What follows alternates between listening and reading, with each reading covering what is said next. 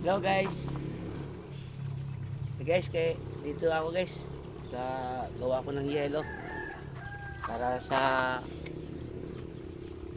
mayroong kaming kikitain. Hirap talaga guys pag dito sa probinsya eh. Okay lang guys, kahit makakain man tayo ng umaga o tanghali hapon, okay lang yan guys. Kaya gagawa ko ng plastic. Gagawa ko ng yelo, hindi pala plastic. Yelo pala. Plastic, tapos gawin ko ng yelo. Kaya ako tubig. Guys, wala problema ang tubig to guys, galing bundok. Kaya guys, nakahubad ako guys kasi nag-spray kasi ako diyan sa baba guys. Ano ako ng mga spray ng kakao. Marumi, ano kasi guys, makain ka na kasi ng mga piste. Sayang naman din kakao namin. Dito guys, pwede rin ako maligo dito sa swimming pool guys. Guys. Guys. Guys. Guys, napakaganda dito guys sa among lugar namin guys. Sana guys sa inyong pagpapanonood, sana huwag kayong magsasawa. Op. Nalaglag ako guys. Guys. Laglag tuloy ako guys. Guys, magawa tayo ng yellow guys.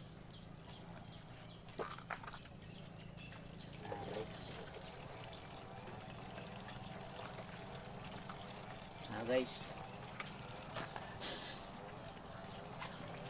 Sarap maligo guys. Kaya ngayon maggawa tayo ng yellow guys. Guys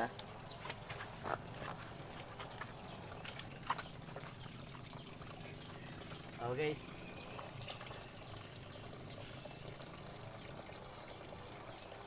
Marami ko na nagawa guys.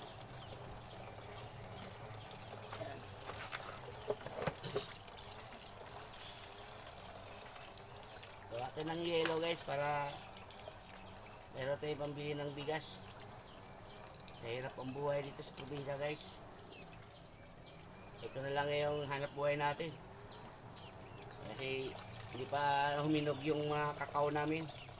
Ito na lang muna para may kita. Biling bigas. Ito guys, marami kasing bumibili ng yelo. Yung nagtitinda ng isda. Yan. Dadaan sa amin, bibili ng yelo. Ayan guys. Ayan. Bawat isa dito guys, 4 pesos. Ayan guys. Kaya damihan, ubusin ko yan guys. Ito lahat. Hinihin ko yan para mapuno yung freezer doon. Ayan guys. Ay pambili ng ulam namin. Tuyo. Ayan guys. Dito guys, wala nang problema saging. Hirap kaya guys guys paggaling ka ng Manila. Guys, kaya arating ko lang kasi guys galing Manila nung nakalong 28, February 28, dumating ako dito guys. Kaya pinag-isipan ko guys na uwi na lang ako Manila, sa probinsya. Manila, sobrang hirap dun guys. Isipin mo guys, ilang taon ako dyan. Umabot ako ng 23 years bilang rider. Sa tagal ako dyan sa Manila, sa kalye-kalye bilang rider. Sa taon pala sa mga tropa ko dyan sa PTX ng Pasay, Manila. Sa taon, dito na ako, nagagawa na lang ako ng yelo. Doon na lang ako sa farm ng magulang ko. Tanim na lang ako ng karlang, gabi, para mabuhay. Ayan guys, ito yung buhay namin. Ito guys, tubig namin guys, galing sa taas yan, pwede umiinom. Malinis ang tubig namin ito guys, galing sa bundok. Nagsawa ang tubig ito guys.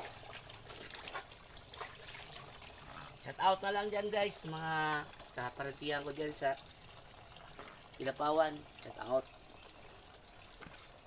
Yung mga anak ko dyan sa Manila, ingat kayo dyan. Kayo na lang dyan. Nandito si papa nyo. Safe naman ako dito, nak. Ablisin nyo lahat dyan. Maraming salamat sa inyo mga guys. Bye-bye.